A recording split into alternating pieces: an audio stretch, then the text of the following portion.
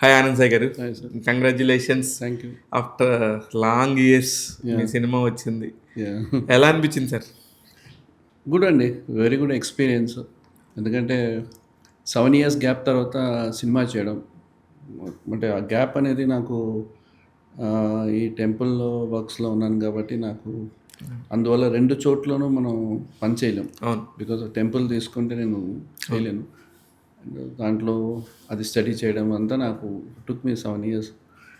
మళ్ళీ ఫిలింలో రావడానికి అంటే నాకు కూడా ఫిలిం ఒప్పుకుంటే స్కోప్ ఆఫ్ వర్క్ ప్లస్ ఒక మంచి ప్రాజెక్ట్ చేయాలి, మళ్ళీ చేయాలంటే మళ్ళీ కళ్యాణ్ గారి దగ్గర నుంచి స్టార్ట్ చేయాలనేది అదే. పాయింట్. ఏంటంటే తొలి ప్రేమ స్టార్ట్ అయిన తర్వాత మళ్ళీ నాకు గివెన్ ఫుల్ ఆఫ్ గ్యాప్. సరే మళ్ళీ సినిమా కళ్యాణ్ గారితో చేయడం అనేది అండ్ కళ్యాణ్ గారు అయినా సరే డైరెక్టర్ అయినా సరే ఎప్పుడు మనకి ఏమవుతుందంటే ఒక 7 years అయిన తర్వాత సినిమా ఇండస్ట్రీలో బేసిక్గా గ్యాప్ వచ్చేస్తుంది. అంటే మనం అనుకుంటాం ఏంటంటే ఒకటి ఏంటంటే వర్కింగ్ స్టైల్ మారింది, మేబీ అప్గ్రేడ్ అయిపోయి అనుకుంటారు. అనుకుంటారు. సో అది బేసిక్గా ఉంటుంది, మేబీ సమ్ రీజన్స్ ఉంటాయి. బట్ నేను ఫిలిం నుంచి బయటకు వచ్చేటప్పుడు నేను పీక్లో ఉన్నా, అప్పుడు నేను చాలా సినిమాలు చేస్తున్నా. అవును. సో కొన్ని సినిమాలు వదుకోవాల్సి వచ్చింది.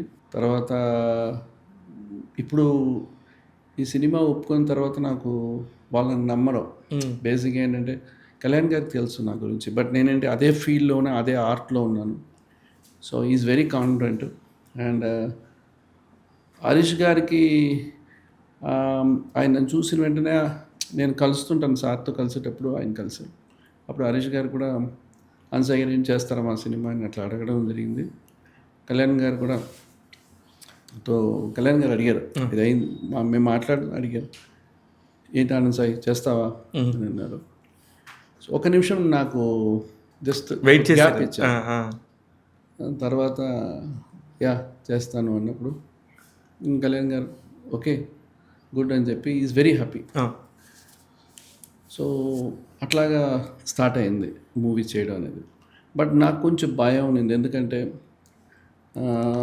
కంప్లీట్గా ఒక టీమ్ ఆఫ్ పీపుల్తో వర్క్ చేస్తాం. ఎప్పుడు మన సినిమాలు చేసేటప్పుడు ఒక యూనిట్ ఉంటుంది, అంటే ఆర్ట్ డిపార్ట్మెంట్లో ఉన్న నా అసోసియేట్స్ అందరూ, ఓకే, వాళ్ళందరూ ఇప్పుడు ఆర్ట్ డైరెక్టర్స్ అయిపోయారు. అంత తర్వాత కొంతమంది ఉన్నారు, బట్ ఇప్పుడు మళ్ళీ వాళ్ళు కొత్త వాళ్ళతో మళ్ళీ నేను పనిచేయాలంటే ఎట్లా చేద్దాం, ఎందుకంటే నాకున్న టీం అంతా ఆర్కిటెక్ట్స్.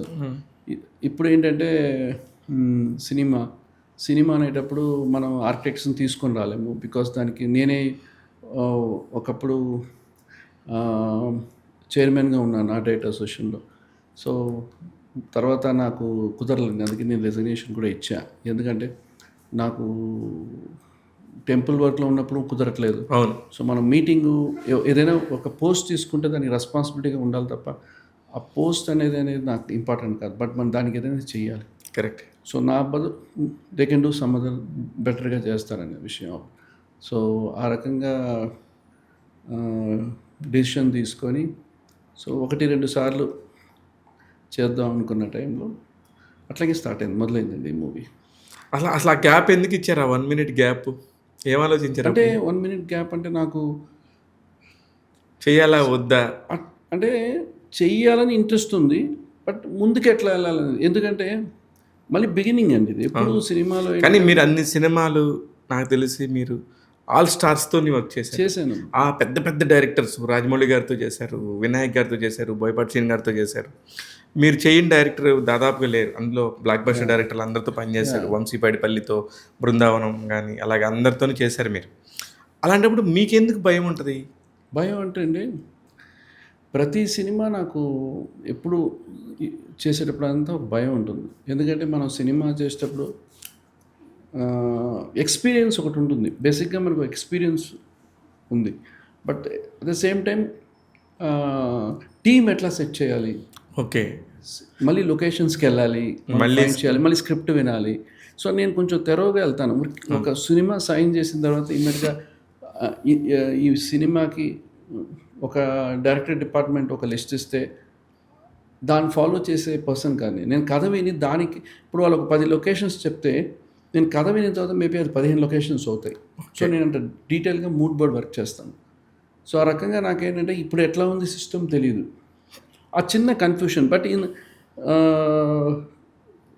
తర్వాత నాకు ఆ గ్యాప్ తర్వాత మళ్ళీ okay we can go head అనుకున్నాం. బట్ టైం కూడా మనకి కొంచెం డిలే అయింది. సో సరే మళ్ళీ మధ్యలో ఒక సినిమా చేద్దామని మళ్ళీ గ్యాప్, ఇంకా ఈ సినిమా సైన్ చేసిన తర్వాత రత్నం గారు రత్నం గారు సినిమాకి ఇచ్చారు. రత్నం గారు చేద్దామని అడిగారు. అప్పుడు లొకేషన్కి వెళ్ళాను, బట్ నాకు కనెక్ట్ అవ్వలేదు. బేసిక్గా నాకేంటంటే ఆల్రెడీ అంటే ఆ సినిమాకి ఇంపార్టెంట్ ఏంటంటే మనకి బడ్జెట్ ఉండాలి, కథ ఉంది. ఆ కథ ఆయన బాగా చేశారు డైరెక్టర్ గారు. క్రిష్ గారు మంచి కథ. ఆ కథని కరెక్ట్గా ఎలివేట్ చేయాలి. ఎలివేట్ చేస్తే అది మంచి కథ, అది దాంట్లో నో డౌట్ అండి. బట్ ఎలివేషన్లో ప్రొడ్యూసర్ మిస్ అయ్యారు. ఆయనకి అంబిషన్స్ ఉంది, బట్ ఏంటంటే కరెక్ట్గా ఆయన టీం లేరు. అప్పటికే అంటే లేట్ అయిపోవటం వల్ల వెళ్ళిపోయారేమో టీం అంతా. లేదండి, లేట్ అనేది కాదండి. అసలు ఆయన చేసేది ఒక పెద్ద హీరోతో చేస్తున్నారు. సో లేట్ అనే సబ్జెక్ట్ కాదు, బట్ ఏంటంటే ఖర్చు పెట్టాలి. సో ఎందుకంటే నేను షూటింగ్కి వెళ్ళేటప్పుడు నాకు అనిపించింది, నాకు అది చూసి నేను భయపడ్డా. ఓకే, అంటే మనం కొన్ని సినిమాలు ఒక కోహినూర్ డైమండ్ తీసుకొని రావడానికి వెళ్ళే ప్లేసు, ఆ ప్లేస్ ఎట్లా ఉండాలి, ఆ ఒరిజినల్గా చూస్తే ఉట్టి మీకు చిన్న మండపం, అది ఎక్కడ ఢిల్లీకి వెళ్ళి చూసాం, పెద్ద ఉండదు. బట్ సినిమా కంటే మనం కొంచెం డిజైన్ మార్చుకోవాలి.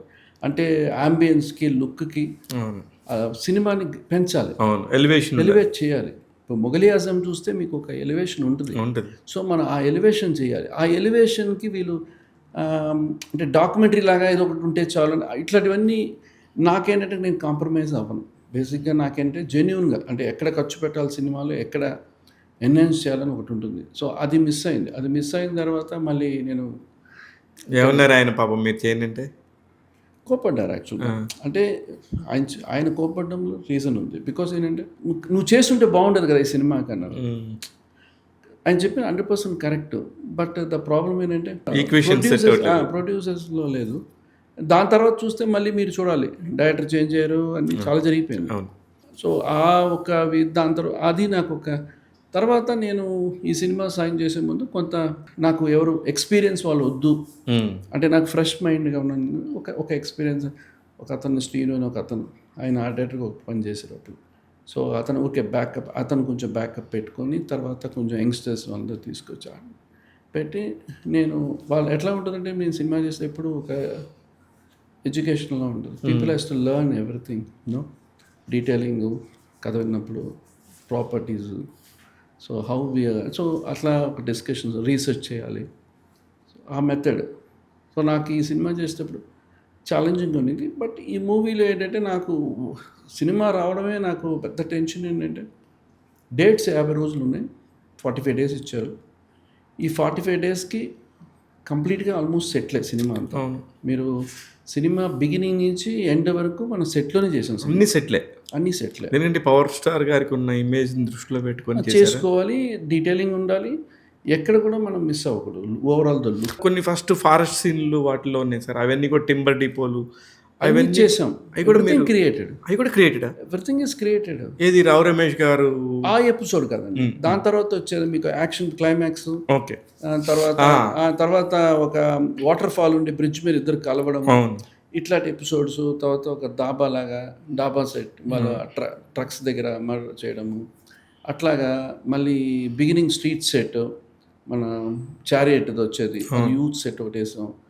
And hospitals, hostel rooms, okay, IAS IPS hostel rooms అన్నీ కూడా మీరు మొత్తం చేసాం. అది పాత బస్తీ కూడా సెట్ వేసాం. ఎక్కడ కాంప్రమైజ్ అవ్వలే. అండ్ నాకేంటంటే ఈ సినిమా ఇప్పుడు హరీష్ శంకర్ గారు ఏంటంటే ఆయన కంప్లీట్గా ఒక మాస్ డైరెక్టర్. సో ఆయన డైరెక్షన్లో ఫోకస్ చేయాలి. బట్ ఏంటంటే నేనేమనంటే మీరు డైరెక్షన్లో ఉండండి సార్, మీ లొకేషన్స్ మీరు కథ చెప్పిన లొకేషన్స్ నేను ఇట్లా అనుకుందాము. స్విమ్మింగ్ పూల్ అంటే ఇక్కడ ఇట్లా చేద్దాము, అక్కడ స్విమ్మింగ్ పూల్లో కొన్ని విత్ లాట్ ఆఫ్ సెటప్స్ చేసాము. ఇట్లా ప్రతి ఎపిసోడ్స్ కూడా వర్క్ చేశాను.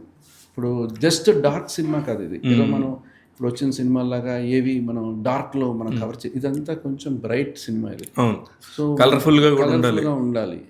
అండ్ ఆ రకంగా తీసుకొని వర్క్ చేసేటప్పుడు బోస్ అనే కెమెరామెన్ ఆయన వర్క్ చేశారు. బట్ రెగ్యులర్ డేట్స్ ఉన్నాయి కాబట్టి దాంట్లో మళ్ళీ మండో హౌస్ హీరోయిన్ సినిమా అది కూడా సెట్ చేసాం.